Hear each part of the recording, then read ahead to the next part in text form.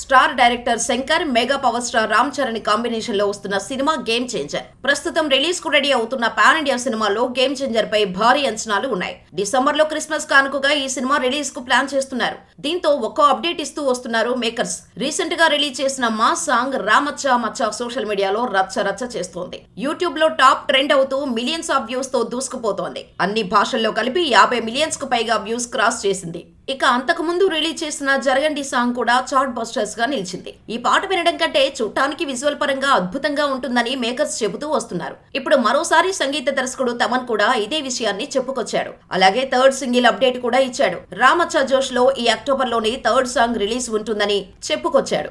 అయితే ఈసారి పక్కా హార్ట్ వార్మింగ్ మెలోడీ సాంగ్ రానుందని క్లారిటీ ఇచ్చాడు. అలాగే నవంబర్ నుంచి game changer global range vibe start అవుతుందని పోస్ట్ చేశాడు. దీంతో వెయిటింగ్ అంటున్నారు మెగా ఫ్యాన్స్. ఈ సినిమా సంగతేమో కానీ పాటలు మాత్రం పీక్స్ లో ఉంటాయని ముందు నుంచి చెబుతూ వస్తోంది చిత్ర యూనిట్. కేవలం పాటల కోసమే శంకర్ 90 కోట్లు ఖర్చు చేశాడంటే ఎలా ఉంటుందో అర్థం చేసుకోవచ్చు.